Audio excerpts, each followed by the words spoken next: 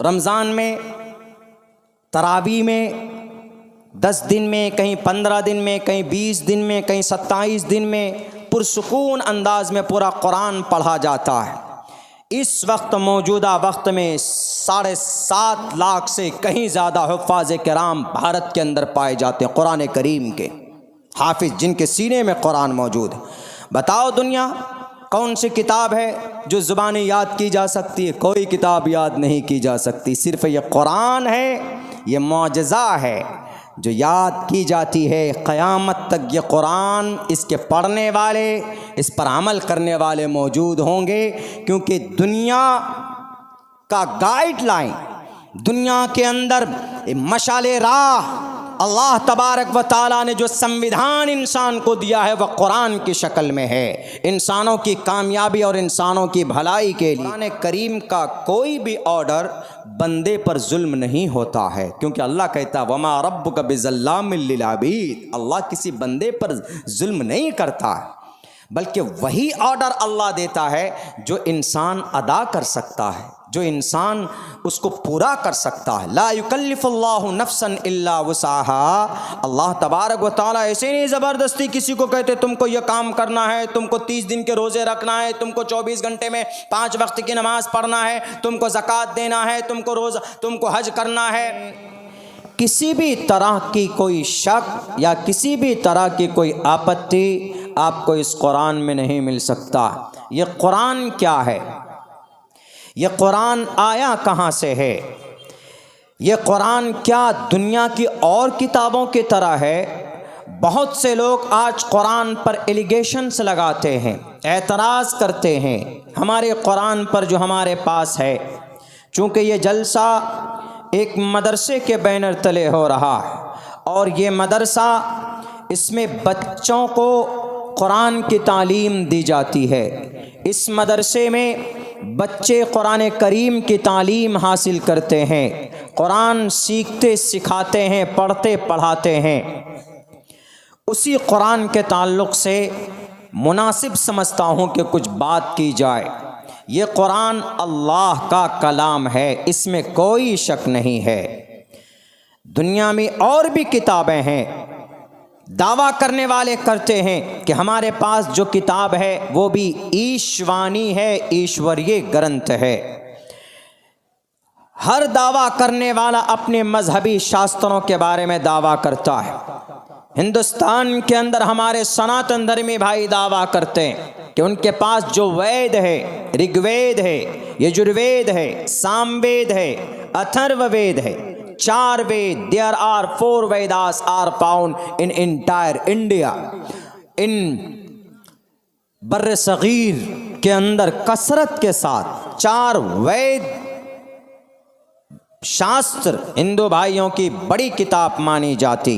उनका अकीदा है, उनका कहना है कि ये ईश्वरीय ग्रंथ है। लेकिन हम अगर उनसे दलील पूछते हैं कि अच्छा ठीक है ईश्वरीय ग्रंथ है, ऋग्वेद आया कहाँ से और ऋग्वेद आया किस पर और ऋग्वेद आया कैसे, ऋग्वेद कब आया, वेदात के आने के वसाइल क्या थे, किस मकसद के लिए आए, कुछ नहीं बता सकता।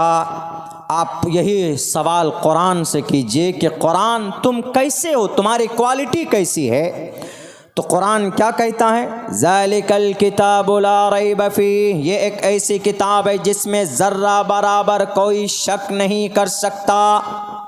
ला रैबा, there is no any kind of doubt in this Quran. इस कुरान में ज़र्रा बराबर शक नहीं कर सकता कोई। ये ऐसा कुरान और ये हिदायत के लिए अच्छा कुरान। तुम आए कहाँ से हो, आने कहाँ से, तुम्हारा असल आने की जगह कहाँ से है? Where did you come from? Please tell me. We want to know, हम जानना चाहते हैं कि तुम आए कहाँ से हो। कुरान कहता है घबराओ मत, व इन्नहु लतंजीलु रब्बिल आलमीन, ये रब्बे जुल जलाल के पास से नाजिल किया गया है। अच्छा कुरान तुम आए कैसे दुनिया में? किस तरह आए, हवाई जहाज़ में आए कि ट्रेन में आए कि बुलेट ट्रेन में आए कि वंदे भारत में आए कि बस में आए कि कार में आए, किस में आए, ये सिर्फ समझाने के लिए है कि आदमी सफ़र करता है तो असफार के ये ज़राए आए तुम कैसे दुनिया में। तो कुरान कहता आपका सवाल ख़त्म होगा, कुरान जवाब देता है नज़ल बिहिर रूहुल अमीन, हज़रत जिब्राइल अमीन के ज़रिए से मैं दुनिया में आया।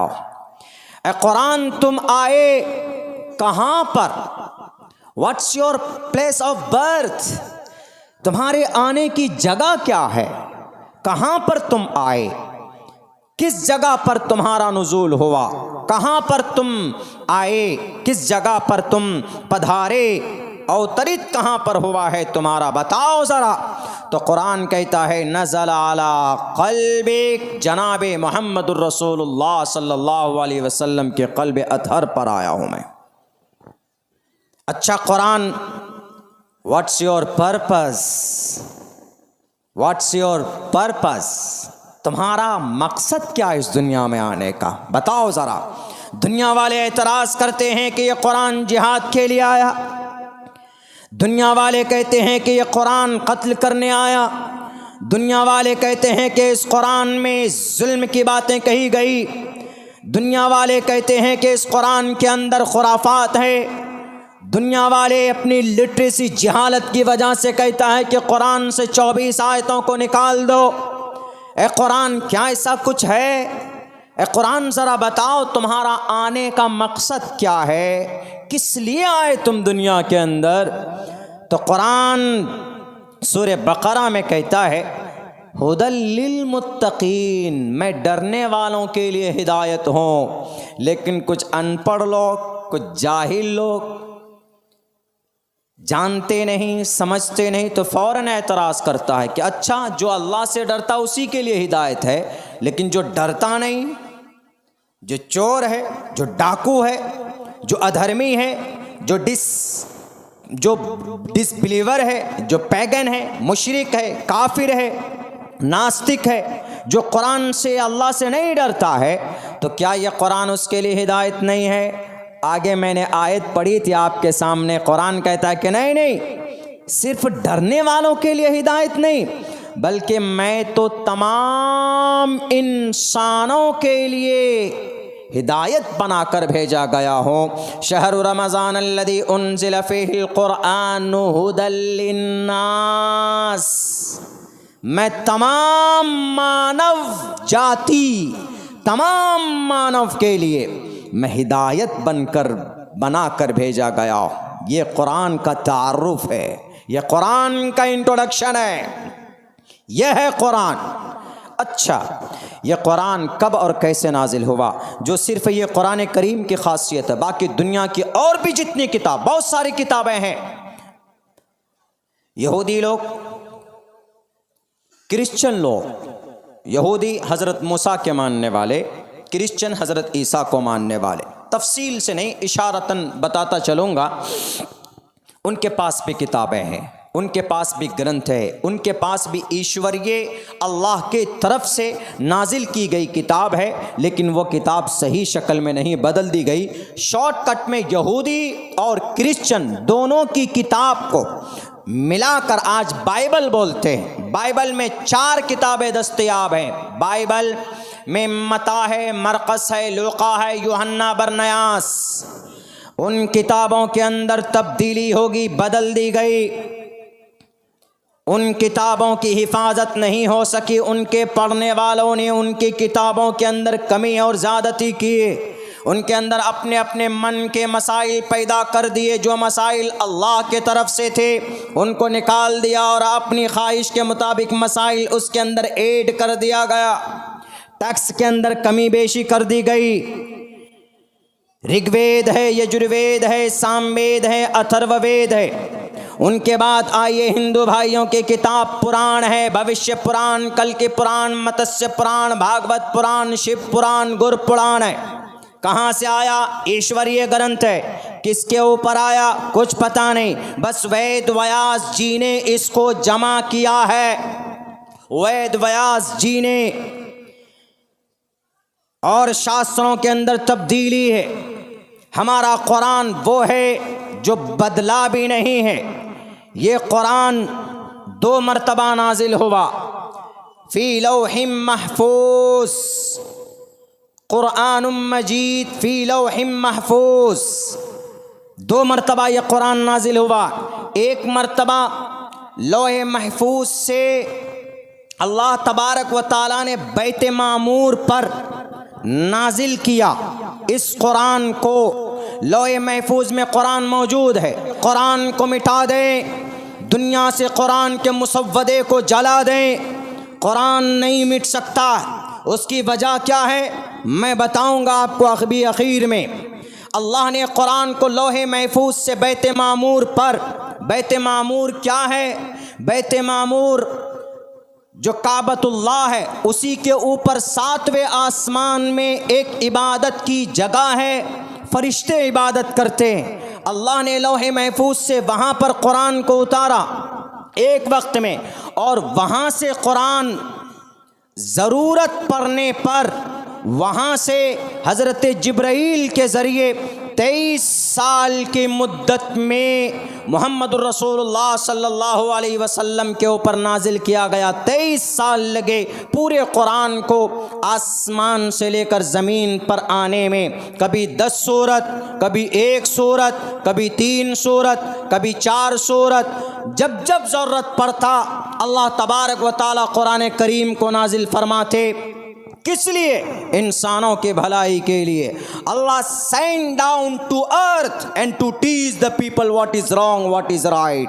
दुनिया के इंसानों, तुम्हें मैंने भेजा है शराब पीने के लिए नहीं, तुम्हें मैंने भेजा है अय्याशी करने के लिए नहीं, तुम्हें मैंने दुनिया में भेजा है शिर्क करने के लिए नहीं, तुम्हें मैंने दुनिया में भेजा है बुरे काम के लिए नहीं, बल्कि अपनी इबादत के लिए भेजा है। दुनिया में तुमको कब क्या करना है क्या नहीं करना है, इसीलिए अल्लाह तबारक व ताला ने इस कुरान करीम को आखिरी नबी मुहम्मदुर रसूलुल्लाह सल्लल्लाहु अलैहि वसल्लम को अब से 1458 साल पहले कुरान करीम को नाजिल करना शुरू किया, और 23 साल के कलील मुद्दत में पूरा कुरान 30 पारे का, जिनके अंदर 3 लाख अल्फाज हैं, कुछ ज़्यादा 6666 आयतें हैं। और बच्चे मदरसे में उसी कुरान को पढ़ते हैं। कुछ बच्चे तो 3 साल में,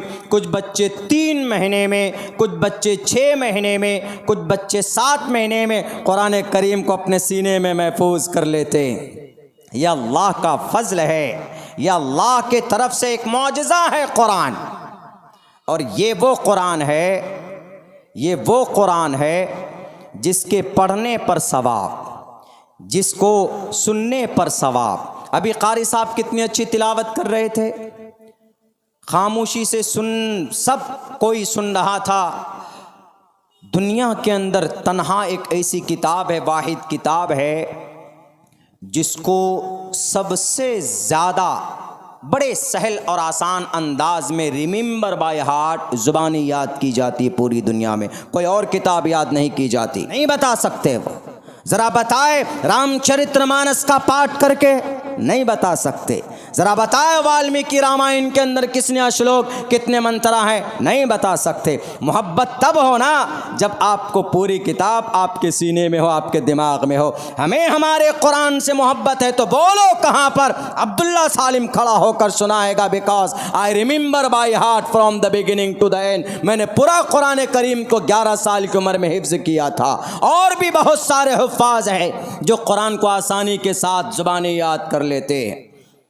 पूरी दुनिया के अंदर सिर्फ कुरान एक ऐसी किताब है जिसको आसानी के साथ, बड़े आसानी के साथ ज़ुबानी बच्चे याद कर लेते हैं। कोई दिक्कत, कोई परेशानी भी नहीं होती। और याद करके ऐसे नहीं, बल्कि मरते दम तक याद रखते। रमज़ान में, तरावी में 10 दिन में, कहीं 15 दिन में, कहीं 20 दिन में, कहीं 27 दिन में पुरसुकून अंदाज में पूरा कुरान पढ़ा जाता है। इस वक्त मौजूदा वक्त में 7.5 लाख से कहीं ज़्यादा हुफ़ाज़ किराम भारत के अंदर पाए जाते हैं, कुरान करीम के हाफिज़ जिनके सीने में कुरान मौजूद है। बताओ दुनिया कौन सी किताब है जो ज़ुबानी याद की जा सकती है? कोई किताब याद नहीं की जा सकती, सिर्फ़ ये कुरान है, ये मौजज़ा है जो याद की जाती है क़यामत तक। ये कुरान, इसके पढ़ने वाले, इस पर अमल करने वाले मौजूद होंगे, क्योंकि दुनिया का गाइडलाइन, दुनिया के अंदर मशाले राह अल्लाह तबारक व ताला ने जो संविधान इंसान को दिया है वह कुरान की शक्ल में है, इंसानों की कामयाबी और इंसानों की भलाई के लिए। वो लोग नहीं जानते, नहीं समझते, सिर्फ यही है कि नहीं कुरान के अंदर ये आयत गलत है, इस आयत के अंदर ये बात गलत कही गई है, इस आयत में तो 4 शादी का जिक्र है, इस आयत में तो औरत को निस्फ हिस्सा मिल रहा है, इस आयत के अंदर तो अब मारने की बात कही गई है, इस आयत के अंदर तो जंग की बात कही गई है। पागल हैं वो, बेवकूफ़ हैं जो समझते नहीं हैं, पढ़ते नहीं हैं। अगर तुमको रियलिटी जानना है तो कुरान को पढ़ो, कुरान को समझो। कोई आयत समझ में ना आए तो 10 आयत पीछे से पढ़ो, वहाँ समझ में ना आए तो हमारे उलमा के पास जाओ, मुफ्ती यहया साहब के पास जाओ, तब तुम्हें बताएंगे कि कुरान करीम की इस आयत का क्या मतलब है। ज़ाहिरी देखकर फैसला कर लेना नहीं।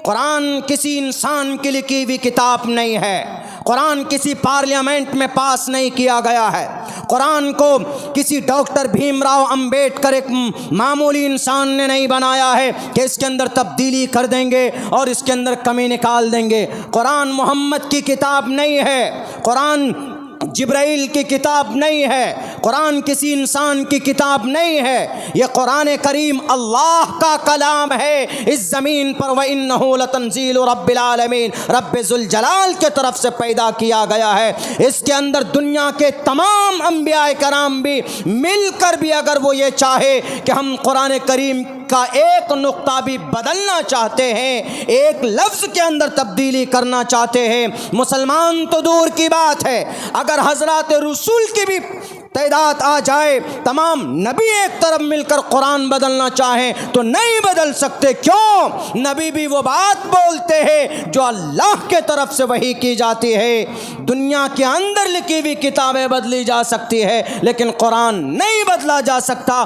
क्यों? क्योंकि कुरान अल्लाह तबारक व तआला की नाजिल की हुई किताब है। ये कुरान, इसको देखें तो सवाब, पढ़ें तो सवाब, सुनें तो सवाब। बहुत प्यारी, खूबसूरत और कामयाब किताब, इंसानों की कामयाबी के लिए जो मनहज और जो बातें बताई गई वह इस कुरान करीम के अंदर है। हमारा यह कुरान, कुछ लोग कहते हैं कि मौलाना आपके कुरान करीम के अंदर ये जो आयत है ये नहीं होनी चाहिए, इसको निकाल दिया जाना चाहिए। हमने कहा क्यों? बोला इस कुरान करीम की इस आयत के अंदर तशद्दुद है, इस कुरान करीम की इस आयत के अंदर सख्ती है।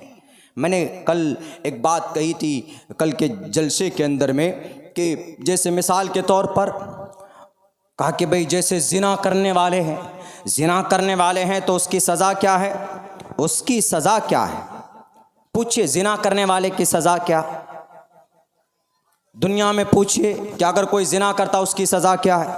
कोई मुतय्यन सज़ा किसी मुल्क में नहीं है, कमी बेशी होती रहती है।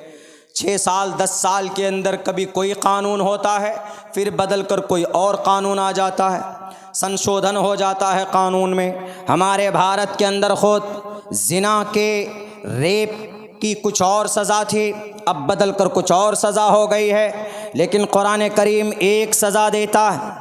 कुरान कहता है अज़्ज़ानियतु वज़्ज़ानी फ़ज्लिदू कुल्ल वाहिदिम मिनहुमा मिअत जल्द वला तअख़ुज़ुकुम बिहिमा रअफ़तुन फ़ी दीनिल्लाह इन कुंतुम तुअमिनून बिल्लाहि वल यौमिल आखिर वलयशहद अज़ाबहुमा ताइफ़तुम मिनल मुअमिनीन।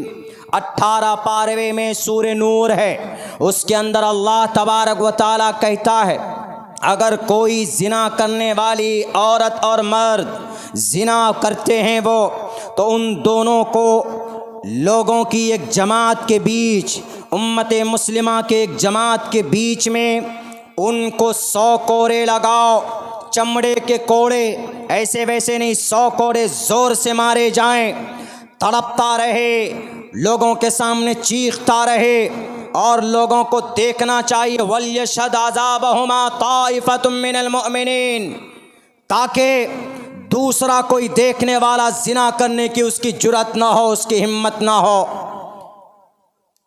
मीडिया वाले डुगडुगी बजाते, हाँ इतनी सख्त सज़ा का ऐलान कुरान में है। पूछो, जिसकी बेटी की इज्जत लूटी गई उससे पूछो, जिसकी बहन की इज्जत लूटी गई उससे पूछो, दिल्ली के अंदर निर्भया की माँ से पूछो, हैदराबाद के अंदर प्रियंका रेड्डी की माँ से पूछो, और जुबली हिल के अंदर वो 13 साल बच्ची सी की माँ से पूछो, और हाथरस की उस छोटी सी 19 साल की गुड़िया के बाप से, उनके माँ से पूछो कि तुम्हारी बेटी की इज्जत लूटी गई, तुम क्या सजा चाहते हो।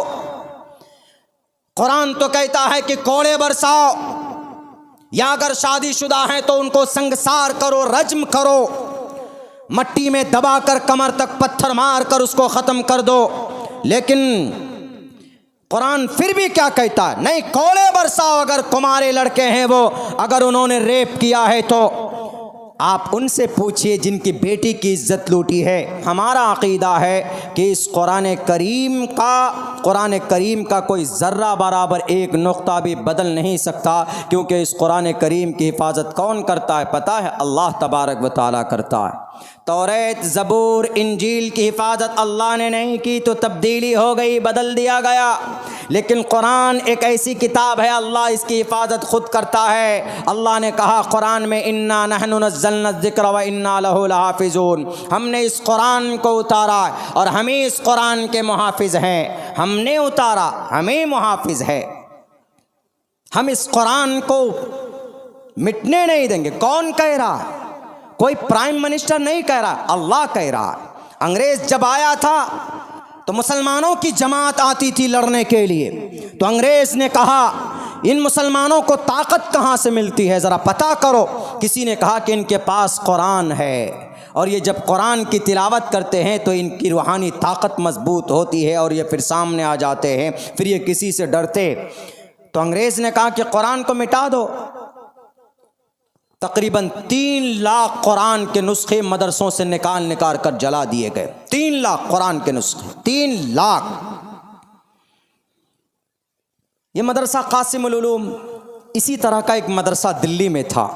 वहाँ एक मौलाना हाफिज़ साहब, कारी साहब थे। उन्होंने कहा कि अंग्रेज़ कुरान जलाना चाहते हो, लो इस ताक में भी, इधर भी निकाल कर दिया, कहा लो जला दो। कहा रे तुम तो कुरान को छुपाते, तुम जला क्यों रहे हो? उसने कहा कि कुरान का मुसव्वदा है, ये कुरान का मुसव्वदा है। कहा तो इसको बचा कर रखो, तुमको छुपाना चाहिए था, तुम कह रहे हो कि जलाओ। मैं तो जला ही रहा हूँ, तुम्हारा कुरान को ख़त्म करना चाहता हूँ और ख़त्म करूँगा।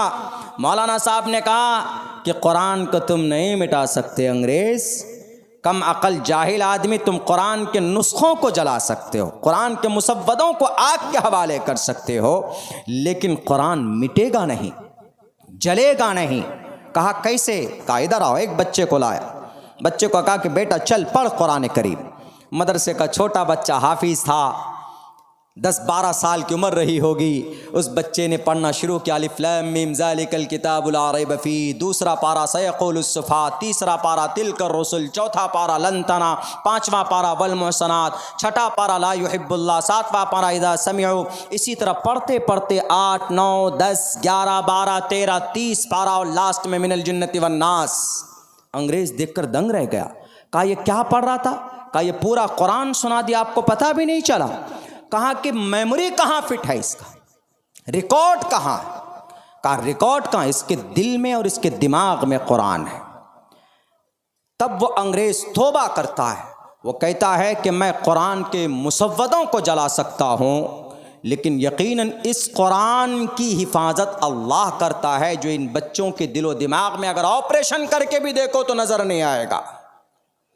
यह है इन्ना नहनु नज़्ज़लना ज़िक्र व इन्ना लहु लहाफ़िज़ून, हमने इस कुरान को उतारा। तौरात अल्लाह ने उतारा है, ज़बूर को भी अल्लाह ने उतारा, इंजील को भी अल्लाह ने उतारा, उनसे पहले और भी सहीफ़े उतारे, लेकिन अल्लाह तबारक व तआला ने किसी सहीफ़े की हिफाजत की ज़िम्मेदारी नहीं ली। लेकिन जब कुरान की बारी आई तो अल्लाह के नबी से कहा कि ए नबी ज़्यादा जल्दी मत पढ़िए। अल्लाह के नबी जल्दी जल्दी पढ़ते थे। शुरू में जब जिब्राइल कुरान लेकर आते थे, वही नाजिल होती तो अल्लाह के नबी जल्दी पढ़ते। तो अल्लाह तबारक व तआला ने कहा कि मोहम्मद जल्दी मत पढ़िए, आप भूलेंगे नहीं। क्यों? ला तुहर्रिक बिही लिसानक लिताजल बी इन्ना अलैना जमाअहु व कुरआना। आप जल्दीबाजी मत कीजिए, तेज़ी में मत पढ़िए। अरे इसको जमा करना, इसको पढ़वाना, ये सब माई रिस्पॉन्सिबिलिटी, मैं अल्लाह हूँ ना, मेरी जिम्मेदारी। दुनिया की तकदीर बदल सकती है। अगर अज़्ज़ानियतु वज़्ज़ानी जैसे हुक्म पर अमल हो जाए तो जिना जैसी मुहलिक बीमारी, जिना जैसी बड़े जुर्म का खात्मा कैसे हो सकता है? अगर कुरान के हुक्म पर अमल किया जाए तो जिना जैसे मुहलिक अमराज और जिना जैसे बड़े जुर्म का खात्मा हो सकता है। क्योंकि जिना से बचने का अल्लाह ने रास्ता भी बताया है। क्या? या अय्युहन नबी कुल लिअज़वाजिक व बनातिक व निसाइल मुमिनीन युदनीना अलैहिन्न मिन जलाबिबिहिन्न। ए नबी, अपनी बीवियों से, अपनी बेटियों से और आम मोमिन औरतों से कह दो कि जब वो अपने घूंघट को लटका कर रखें, वो पर्दा करें, इधर उधर न देखें। तो ये जिना से बचने का रास्ता है। जिना कहाँ होता है? जब औरतें बाल खोल कर चलती। जिना कहाँ होता है? जब सोशल मीडिया पर औरतें आ जाती है। जिना कहाँ पर होता है? जब समाज की बच्चियाँ मोबाइलों के अंदर गैर महरम से बात करती। जिना का बाजार कहाँ गर्म होता है? जब सोशल मीडिया में hello how are you my sona my lovely, hello happy new year, ऐसे मैसेजेस होते, वहाँ पर जिना का बाजार गर्म होता है। और अल्लाह तबारक व तआला कहता है फला तख़ज़ाना बिल क़ौल, औरतों से मुखातब है कि अगर तुम्हारे मोबाइल में, तुम्हारे दरवाजे पर अगर कोई अजनबी आ जाए तो अपनी बात में लचक पैदा मत करो। उनसे हेलो हाउ आर यू से बात मत करो, सख्ती के साथ बात करो, झिड़क कर बात करो, ताकि सामने वाला ये सोचे कि ये औरत बड़ी सख्त है, बड़ी कड़क है। ये देखिए कुरान जिना से बचाने का रास्ता बता रहा है। दुनिया, वाह खुदा बदल गया। हमारा सिर्फ एक ही कहना है कि दुनिया का सबसे बेहतरीन संविधान, बेहतरीन किताब अगर किसी के पास है, वो हमारे पास है, कुरान करीम की शक्ल के अंदर है। अल्हम्दुलिल्लाह हमारा कुरान, पूरी दुनिया का कुरान ले आइए एक जगह, एक नुक्ते में फ़र्क नहीं पाएंगे आप, एक नुक्ते में। कुरान तो दूर की बात है, कुरान को अलग कीजिए, हदीस ले आइए आप, हदीस की किताब। हदीस की किताब पता है, सबसे बड़ी हदीस की, मोतबर हदीस की असाए सित्ता में से भी बड़ी किताब बुखारी है। उसकी भी हिफाजत होती है, हदीस की भी हिफाजत होती है। हालांकि हदीस डायरेक्टली अल्लाह तबारक व तआला ने नहीं कहा कि मैं इसकी हिफाजत करूँगा। अल्लाह के नबी की पूरी जीवनी और सुन्नत अहादीस के अंदर मौजूद है, लेकिन अल्लाह तबारक व तआला ने उसकी भी हिफाजत की है। मिसाल के तौर पर एक हदीस पढ़िए, बुखारी की सबसे पहली हदीस है, वो मशहूर हदीस है, इन्नमल आमालु बिन्नियात वाली हदीस है। इन्नमल आमालु बिन्नियात, आमाल का दारो मदार किस पर है? नीयत पर है। नीयत अच्छी है तो आमाल आप जो करते हैं उसको सवाब मिलेगा। मैंने ये हदीस 31 निस्बत से जनाब मोहम्मद रसूलुल्लाह से मैंने पढ़ी। मैं गिनाता हूँ, लिखिए, नोट कीजिए। जैसे कुरान की हिफाजत अल्लाह करता है, हदीस की भी हिफाजत अल्लाह करता है। मैंने ये हदीस अल्लाह के नबी से पढ़ी, बीच में वास्ता 31 वास्तों के साथ हमने यह हदीस जनाब मोहम्मद रसूलुल्लाह से पढ़ी। हमने पढ़ी यह हदीस मुफ्ती सईद अहमद साहब पालनपुरी रहमतुल्लाहि अलैह, दारुल देवबंद के शेख थे। कोरोना के ज़माने में उनका इंतकाल हुआ और बहुत आसान करके पढ़ाते थे, उनका दर्स बहुत मकबूल था उनके ज़माने में। हमने यह हदीस मुफ्ती सईद अहमद साहब से पढ़ी। उन्होंने मौलाना फ़खरुद्दीन अल्लामा इब्राहिम बलियावी से, उन्होंने शेखुल इस्लाम हुसैन अहमद मदनी से, उन्होंने अल्लामा अनवर शाह कश्मीरी से, उन्होंने शेखुल हिंद मुफ्ती महमूद हसन देवबंदी रहमतुल्लाहि अलैह से, उन्होंने हुज्जतुल इस्लाम मौलाना कासिम नानोतवी से, मौलाना कासिम नानोतवी ने शाह अब्दुल गनी से, शाह अब्दुल गनी मुजद्दिदी से, उन्होंने शाह मोहम्मद इसहाक़ देहलवी से, उन्होंने सिराजुल हिंद शाह अब्दुल अजीज़ मुहद्दिस देहलवी से हदीस पढ़ी, और उन्होंने अपने अब्बा मोहतरम मुस्नदुल हिंद शाह वलीउल्लाह मुहद्दिस देहलवी से यह हदीस पढ़ी, और उन्होंने यह हदीस ज़करिया, उन्होंने यह हदीस शेख अबू ताहिर कुर्दी से पढ़ी, उन्होंने इब्राहिम कोरानी कुर्दी से पढ़ी, उन्होंने कुशासी से पढ़ी, उन्होंने शन्नावी से पढ़ी, उन्होंने रमली से पढ़ी, उन्होंने ज़करिया अंसारी से पढ़ी, उन्होंने हाफिज़ इब्न हजर अस्क़लानी से पढ़ी, उन्होंने तन्नोखी से पढ़ी ये हदीस, और उन्होंने तन्नोखी ने हज्जार इब्न सोहना से पढ़ी, उन्होंने ज़बीदी से पढ़ी, उन्होंने अबुल वक्त से पढ़ी, उन्होंने दाऊदी से पढ़ी, उन्होंने इब्न हमूया से पढ़ी, उन्होंने फिरबरी से पढ़ी, और उन्होंने फिरबरी ने मोहम्मद बिन इस्माइल बिन इब्राहिम बिन मुगीरा बिन बर्दिस बतल जोफ़ी अल अमानी इमाम बुखारी से पढ़ी, और इमाम बुखारी ने शेख हुमैदी से यह हदीस पढ़ी, और शेख हुमैदी ने इस हदीस को सुफियान से पढ़ी, और शेख सुफियान ने यहया बिन सईद अंसारी से पढ़ी, उन्होंने मोहम्मद बिन इब्राहिम से पढ़ी, और मोहम्मद बिन इब्राहिम ने सहाबी रसूल हज़रत अलक़मा बिन वक्कास लैसी रज़ी अल्लाह ताला अन्हु से पढ़े, और हज़रत अलक़मा बिन वक्कास ने हज़रत उमर फ़ारूक से पढ़ी, और उमर फ़ारूक फरमाते हैं समिअतु रसूलुल्लाह सल्लल्लाहु अलैहि वसल्लम यक़ूल अलल मिंबर इन्नमल अमालु बिन्नियात, अमाल का दारो मदार नीयत पर है। 31 निस्बत के साथ ऐसे ही हमारे उलमाए किराम की अहादीस की के वास्ते मौजूद है, निस्बतें मौजूद है। कुरान तो दूर की बात है, जनाब हदीसों की भी हिफाजत अल्लाह तबारक व तआला करवाते रहते हैं। बात करते हैं लोग, और खामखा ये भी इल्ज़ाम लगता है कि इन मदरसों के अंदर कुछ नहीं, इन मदरसों के अंदर सिर्फ मौलाना बनाया जाता, सिर्फ मौलाना बनाया जाता। कुरान पढ़कर क्या सिर्फ मौलाना बनता है?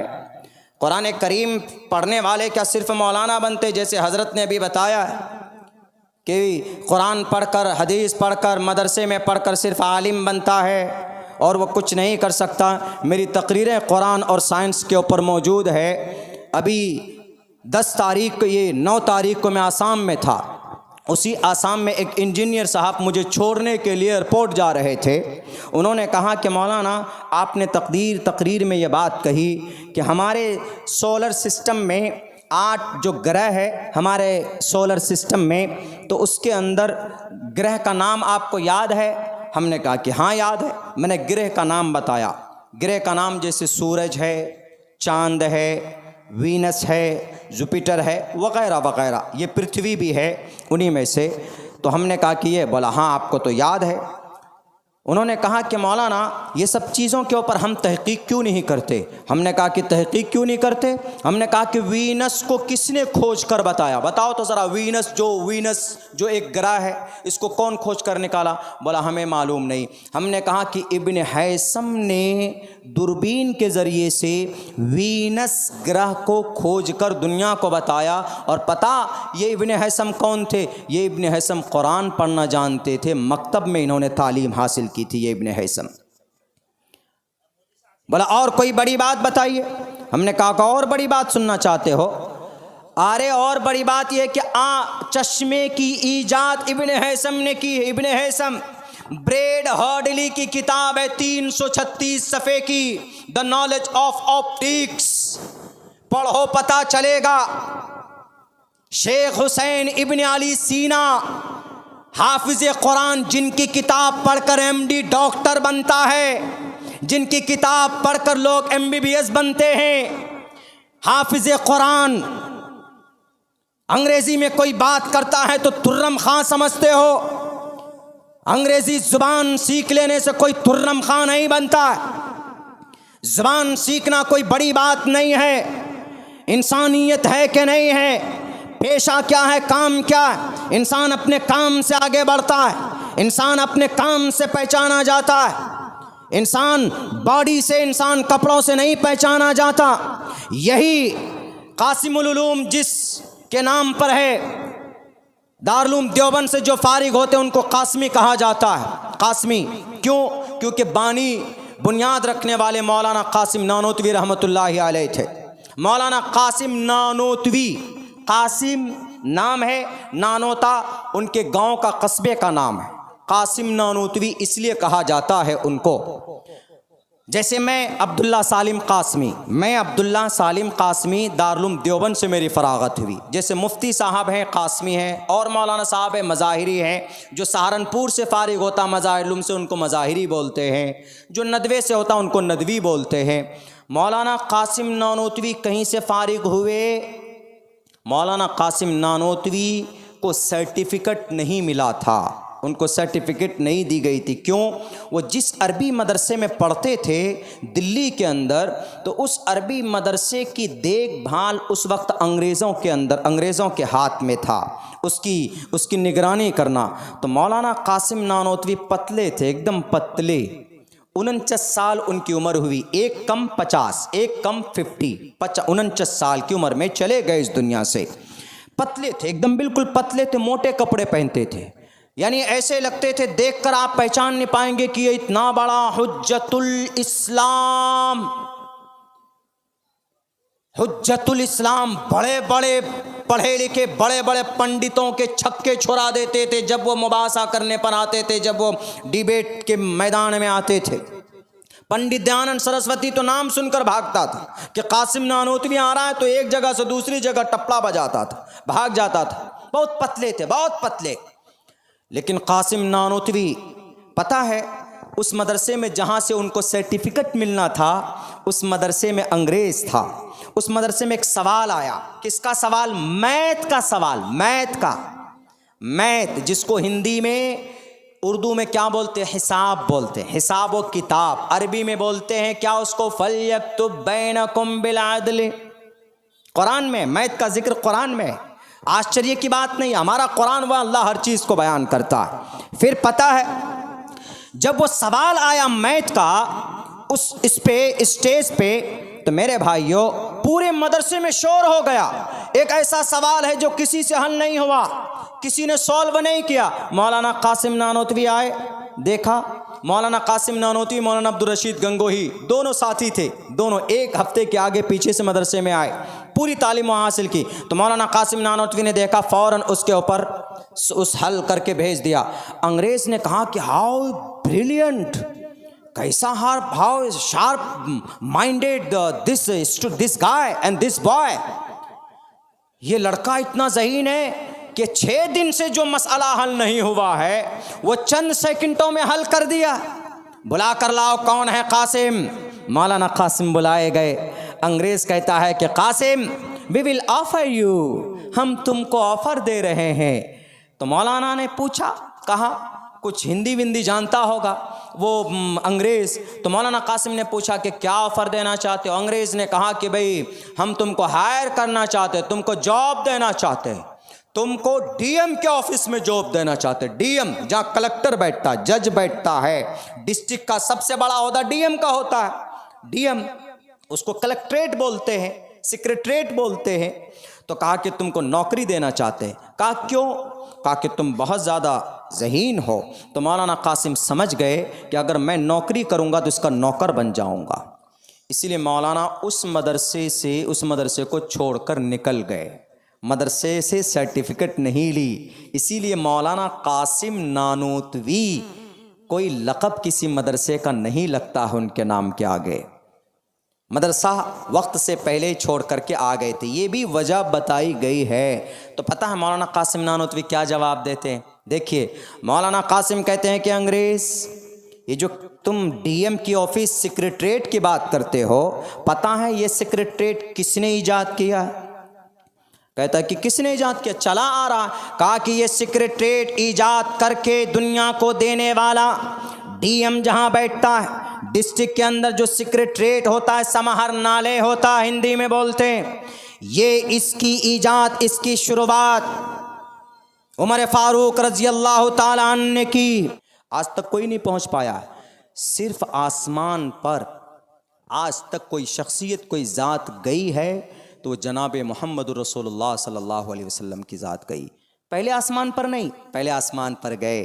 दरवाज़ा पूछता हु इज़ दिस पर्सन, कौन है ये? जिब्राइल कहते हैं दरवाज़ा खोलो, मोहम्मद रसूलुल्लाह सल्लल्लाहु अलैहि वसल्लम है। पहले आसमान पर, दूसरे आसमान पर, तीसरे आसमान पर, चौथे आसमान पर, पांचवें, छठे, सातवें, सारे आसमान पार कर गए। पार करने के बाद सिदरतुल मुंतहा पे पहुंचे। करीब में सिदरतुल मुंतहा, जिब्राइल वहीं तक जाते थे। सिदरतुल मुंतहा इंद सिदरतिल मुंतहा। अल्लाह के नबी को कहते हैं जिब्राइल जाइए। अल्लाह के नबी फरमाते तुम भी आओ साथ में। नहीं नहीं, अल्लाह के नबी यहाँ से कोई नहीं जा सकता, आज से यहाँ से आगे कोई नहीं गया है। यहाँ से आगे अगर कोई जा सकता है तो वो सिर्फ आप जा सकते हैं। अल्लाह के नबी वहाँ से भी आगे निकल कर गए जाते जाते जाते जाते सुम्मा दना फतदल्ला फ़काना क़ाब क़ौसैनी औ अदना, बहुत करीब, बिल्कुल करीब, अल्लाह के करीब जाकर करीब हुए। फिर भी गर्व नहीं किया हमारे नबी, गए अल्लाह के करीब। वहाँ नमाज जैसी बेहतरीन दीन का एक अहम फरीज़ा अल्लाह तबारक व तआला ने सौंपा कि नबी ये जाइए, नमाज है ये आपके लिए, आपके कौम के लिए, नमाज जैसी इबादत लेकर इस दुनिया में आए। फिर प्रोसेस हुआ, वापस किए गए, रास्ते में मुलाकात हुई, जन्नत और जहन्नम। आजकल तो लोग जन्नत और जहन्नम की बात करते हैं, लेकिन जन्नत और जहन्नम को देखा किसी ने नहीं देखा। हमारे नबी ने देखा है। स्वर्ग को किसने देखा? मोहम्मद रसूलुल्लाह ने देखा। नर्क को किसने देखा? मोहम्मद रसूलुल्लाह सल्लल्लाहु अलैहि वसल्लम ने देखा है। ये है कुरान के मानने वाले। कुरान जिस शख्सियत पर अवतरित हुई और उतारा गया, ये है वो शख्सियत, ये है वो अल्लाह के नबी अलैहिस्सलातु वस्सलाम। हम उस नबी को मानते हैं और उस नबी की सुन्नत के मुताबिक ज़िंदगी गुजारना चाहते हैं। मेरे भाइयों, वक्त चूँकि काफ़ी हो चुका है, अभी और भी मुस्तनद उलमाए किराम के ख़िताब आपको सुनना है, लेकिन बात अगर की जाए कुरान पर, सीरत पर, तो 2-2, 3-3 रातें कम पड़ जाती है। मैं तो फिर भी एक तालिबे इल्म हूँ, मैं तो एक अदना सा तालिबे इल्म हूँ। असल तो बहरुल उलूम यहाँ बैठे हुए हैं, स्टेज पर बैठे हुए हैं, और बड़ी खुशनसीबी की बात है, बड़ी मुअज़्ज़ज़ शख्सियत और हस्ती आपके इस इलाक़े में, आपके इस इदारे में आज तशरीफ़ लाई हुई है। हज़रत मुफ्ती सलमान साहब मंसूर पूरी दामत बरकातुहुल आलिया, उनका पुरमग़्ज़ ख़िताब आपको सुनना है। हर दिन ये अल्लाह वाले नहीं आते, इसलिए इनकी ज़ियारत कीजिए, इनसे दुआएं लीजिए और इनसे करीब होइए और अपने मदारिस को बचाइए। किया था, आज बयान करता हूँ। ये जो टोपी है, ये सिर्फ़ सुन्नत रसूल नहीं है, ये सिर्फ़ इस्लाम की पहचान और शनाख्त नहीं है। मेडिकल साइंस पढ़िए, साइंस का एनालिसिस है कि इस टोपी से एक मुहलिक बीमारी से इलाज होती है। इस टोपी से हम लोग तो इतना जानते हैं कि टोपी सुन्नत है, वो तो है अल्हम्दुलिल्लाह, इसमें कोई शक नहीं, लेकिन पता है इस टोपी पहनने से एक दुनिया के अंदर बहुत बड़ी बीमारी होती है। कौन सी? लू जैसी बीमारी। लू जानते हैं ना, जब ज़्यादा धूप होती है, गर्मी होती है, तो आदमी को लू लग जाए तो आदमी ख़त्म है, उसको कोई नहीं बचा सकता। तो इस लू से बचने के लिए आदमी क्या करते? बताइए क्या करते? आम सा इलाज, आदमी सर पर बांध लेते हैं, वो मुरेठा बांध लेंगे, पगड़ी बांध लेंगे, कपड़ा डाल लेंगे। कहेंगे कि अरे गर्मी में भी तुम पगड़ी बांधे? अरे नहीं यार, बहुत धूप लग रही है इसलिए बांध लेते हैं, ऐसे करके बांध लेते हैं। अल्लाह के नबी ने 1458 साल पहले इसका इलाज बता दिया, पगड़ी और टोपी की सूरत में। मेडिकल साइंस कहता है कि क्यों लू यहाँ लगती, इस जगह पर, इस हिस्से पर, ये यहाँ पर मगज़ है, यहाँ पर वो ब्रेन है, उसके इस हिस्से पर जो लू को, गर्मी को कंट्रोल करने का जो सिस्टम अल्लाह ने रखा है, वो यहाँ पे रखा है, इस जगह पे रखा है। और इस जगह पर अगर ज़्यादा गर्मी लग जाए तो आदमी को लू लग जाती है और फिर आदमी मर जाता है। तो इस जगह की हिफाजत अगर कोई चीज़ कर सकती है, टोपी और पगड़ी ही कर सकती है। दुनिया वालों, है निज़ाम तुम्हारे पास, ऐसा नहीं है। हमारे नबी के कदमों में गिर जाओ तो इंशाअल्लाह तबारक व तआला दुनिया के फितनों से भी महफूज हो जाओगे। कोरोना से बचने का क्या तरीका? सबसे पहले, बीमारी वैक्सीन बाद में है, सबसे पहले कोरोना से बचना है तो क्या करना? मोदी जी बोल रहे हैं क्या? हाथ धो, हाथ सैनिटाइज करो। हमारे नबी 1450 साल पहले बोल के गए कि नहीं बोल के गए कि जब खाना खाओ तो हाथ धो के खाओ, घर पे बैठो तो हाथ धो करके बैठो, कोई भी काम करो तो पाकी हासिल करके बैठो। तो ये कोरोना जैसी मुहलिक बीमारी, उत्तर प्रदेश के जो लाल बुजक्कर है, लाल बुजक्कर उत्तर प्रदेश को क्या बोलते हैं? हम सुन्नत को नहीं मानते, हम हाथ क्यों धोएंगे? तो अल्लाह कहता हाथ नहीं धोगे, सुन्नत को नहीं मानो, लाओ कोरोना को भेज दिया चीन से, जाओ कोरोना जरा समझा दो हाथ धोने की क्या फजीलत है। कोरोना आया, आने के बाद कब्जा किया, उसके बाद सब लोग चीखने लगे भैया कोरोना से बचना है तो हाथ धो करके पकड़ो किसी चीज को। अब यानी अल्लाह के नबी की सुन्नत का जो फायदा 1458 साल पहले बताई गई थी, अब इन लोगों को अब कोरोना ने समझा दिया। नहीं समझोगे तो कोरोना तुमको इसका फायदा समझा देगा। दूर से दूर दूर रहो, 6 फीट दूरी, कोरोना से है बचना जरूरी तो रहो 6 फीट दूरी, सोशल डिस्टेंस, है ना? पता है ये क्यों किया था? CAA कानून बना है, अभी लागू होने वाला है ये CAA का मतलब है लोगों को अलग अलग करना, हिंदू को अलग मुस्लिम को अलग करना। तो अल्लाह ने कहा अच्छा बहुत भेदभाव कर रहे हो तुम, एक कोरोना जाओ जरा बता दो भेदभाव क्या होती, सबको अलग अलग करो। तो कोरोना ने आकर, कोरोना आया तो सबको बता दिया, कोई किसी से नहीं मिलेगा। मिलता था कोई किसी से? कहीं पर भी नहीं। रेलवे लाइन में भी दूर खड़े रहो, चाय के दुकान में भी दूर खड़े रहो। मोदी जी भी बोलते थे दूर खड़े रहो अगर कोरोना से बचना है। तो यह अल्लाह ने कोरोना के ज़रिए से बचा दिया कि भाई CAA तुम भेदभाव करना चाहते हो, लोग कोरोना ने तुमको बता दिया कि तुमको दूर कैसे रहा जा सकता है। अपने बच्चों से भी लोग दूर हो गए। बाहर से आते थे क्या बोलते थे? बेटे दूर रहो, वहीं पर रहो, तुम वहीं पर रहो, वहीं पर रहो, तुम मिल नहीं सकते मुझसे, पहले हाथ धोने दो। हाथ भी धोते थे, सैनिटाइज करते थे। नहीं समझोगे तो कोरोना के जरिए अल्लाह तबारक व तआला तुम्हें समझाएगा। मेरे भाइयों, तो ये सारी बातें कुरान हदीस, इनकी बका, इनकी हिफाजत सिर्फ एक जगह है, मदरसा और मकतब। अल्हम्दुलिल्लाह आपका मदरसा देखकर मैं बहुत खुश हुआ हूँ, बहुत ज़्यादा खुश हुआ हूँ और दिल से दुआ निकली है कि ये आप लोगों के, आपके इलाके के लिए ये मदरसा, ये दीन का किला है। मदरसा नहीं होगा तो आलिम नहीं पैदा होंगे, अगर उलमा पैदा नहीं हुए तो फिर निकाह, जनाजा, शादी बियाह में मसाइल, तलाक, खुला, विरासत, ये मसला कौन बताएगा? इसीलिए इन मदरसों का बाकी रहना ज़रूरी है। मैंने भी पढ़ा है, 13 साल तक मदरसे में पढ़ा हूँ मैं, 13 साल तक मदरसे में पढ़कर तब बाद में मैंने डिप्लोमा वगैरह किया है बेंगलोर के अंदर में, 2 साल के लिए किया है। वो बहुत बड़ी चीज़ नहीं है। मैंने 10 साल का कोर्स CBSE पैटर्न का 2 साल में पूरा किया हमने बाद में बेंगलोर के अंदर जाकर। लेकिन 13-14 साल तक मुस्तकिल मैंने मदरसे में तालीम हासिल की है। अगर मदरसा है तो कुरान और शरीयत की सही तालीम आपको मिलती रहेगी और सही जानकारी आपको मिलती रहेगी। तो इसीलिए गुजारिश करता हूँ मैं, ज़्यादा नहीं चूँकि वक्त बहुत हो चुका है, इस मदरसे की तामीर के लिए, इस मदरसे की बका के लिए अगर आप कुछ देते हैं तो अल्लाह के दरबार में जमा हो जाता है। आप मर कर चले जाइएगा लेकिन आपके दिए हुए पैसे अगर इस मदरसे में लगे रहे तो अल्लाह तबारक व ताला उसका सवाब आपको भेजते रहेंगे जब तक वो पैसा इस मदरसे में लगा रहेगा। आइंदा भी मेहनत ताउन करते रहें और इस वक्त भी आप लोग ताउन की आप लोगों से गुजारिश है, कुछ न कुछ ताउन करके जाएं। इस वक्त ऐलान किया जा रहा है इस मदरसे के ताउन के लिए, आप में है कोई अल्लाह का बंदा जो 10,000 रुपये से मदरसे के ताउन करे? ज़्यादा नहीं मांगा जा रहा, सिर्फ 10,000। है कोई अल्लाह का बंदा? ज़्यादा देर नहीं, 3 मिनट के लिए सिर्फ बोलूँगा। 10,000 रुपये, कुरान की तालीम होगी उसका सवाब आपको मिलेगा। हाफिज़ बनेंगे बच्चे, उसका सवाब आपको मिलेगा। कल क़यामत में बच्चे हुफ़ाज़ 10 आदमियों को जन्नत में लेकर जाएंगे तो ताउन करने वाले भी उनमें 10 इंसानों में एक इंसान होगा। इसीलिए ज़्यादा नहीं, 10,000 रुपये मांगा जा रहा है। कोई अल्लाह का बंदा मदरसे के लिए? हालांकि ये ऐलान करने में थोड़ी सी वो होती है कि अरे यार मदरसा है, मस्जिद है, इसके लिए चंदा जो ही आवाज़ निकले लोगों को देना चाहिए हमेशा। आज जलसे की बात नहीं कर रहा हूँ, चूँकि हमारी धार्मिक जगह है, ये चीज़ें बाकी है तो सही नॉलेज हमको मिलती रहेंगी।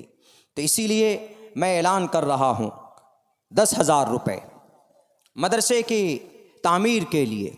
बच्चे पढ़ते हैं, उनकी ज़रूरतें वहाँ पर होती है। भाई आप लोगों से गुजारिश है कि मदरसे की तामीर के लिए 10,000 रुपये से माशाअल्लाह आलमगीर साहब ने 10,000 रुपये से ताउन पेश किया है। अल्लाह इनके देने को कबूल फरमाए। लिख लीजिए भाई, अल्लाह इनके घर के अंदर खैर व बरकत अता फरमाए। अल्लाह इनके कारोबार में दिन दुगनी रात चौगनी तरक्की अता फरमाए। आलमगीर साहब ने 10,000 रुपये से ताउन पेश किया। और भी है कोई अल्लाह का बंदा? भाई मेहमानान रसूल मदारिस मदरसा दीन का जो किला है, इसकी हिफाजत के लिए आपसे मांगा जा रहा है। आप देंगे तो आपके नामे अमाल में सवाब शुरू हो जाएगा।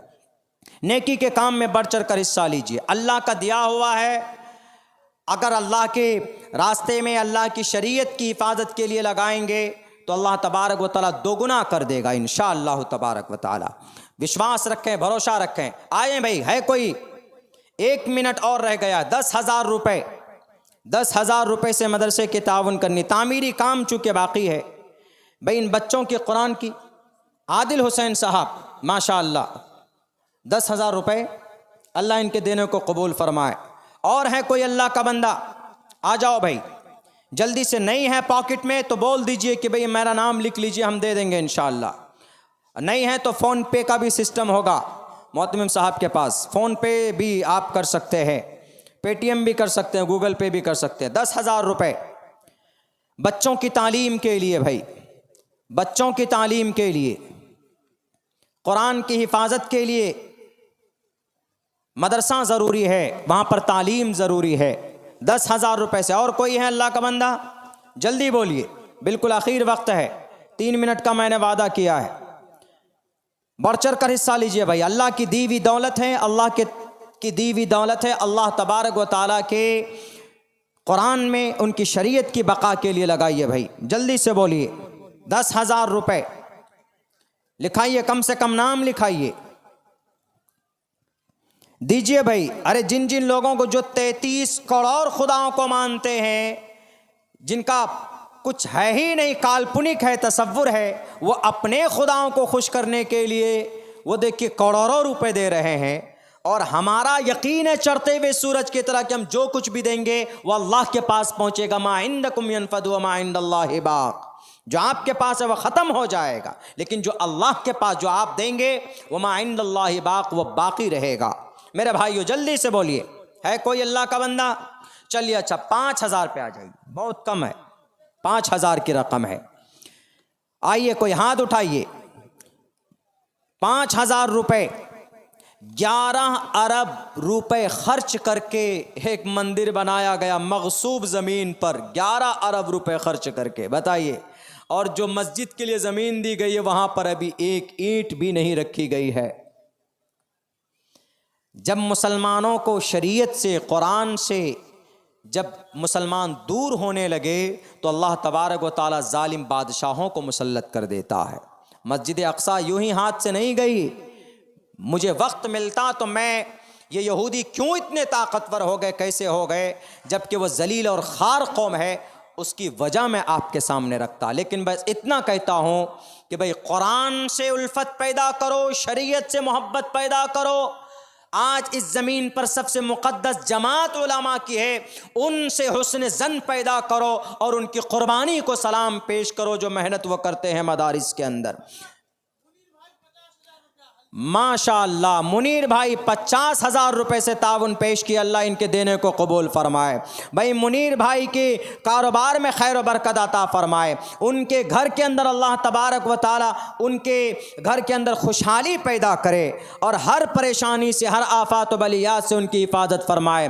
भाई और भी है कोई अल्लाह का बंदा? भाई ये इलाका हल्दिया का, ये मिदनापुर में मशहूर है कि सबसे स्ट्रॉन्ग और दिल वाले लोग हल्दिया के इलाके में और हल्दिया में रहते हैं। इसीलिए माशाअल्लाह अल्लाह उनके इस मुबारक हज को मुकम्मल करे, कबूल करे। अल्लाह तबारक व तआला उनको मंजिल मकसूद तक पहुँचाए। और भी है कोई अल्लाह का बंदा? भाई देखिए जल्दी से बोलिए। मैं अपने लिए नहीं मांग रहा हूँ, मदरसे के लिए जहाँ मासूम बच्चे कुरान की तिलावत करते हैं भाई, उनके लिए अगर पंखा लगेगा हवा बच्चों को कितने माशाअल्लाह 5,000 रुपए से भाई ने ताउन पेश किया। नाम क्या है देख लीजिए भाई, दे भी देना, सिर्फ लिखाना नहीं है, दे के जाएं। अगर हैं नकद तो दे दें, नहीं तो कल ला करके खुद ही मोहतमिम साहब को या सदर मदरसा को दे दें ला करके। अल्लाह इन भाई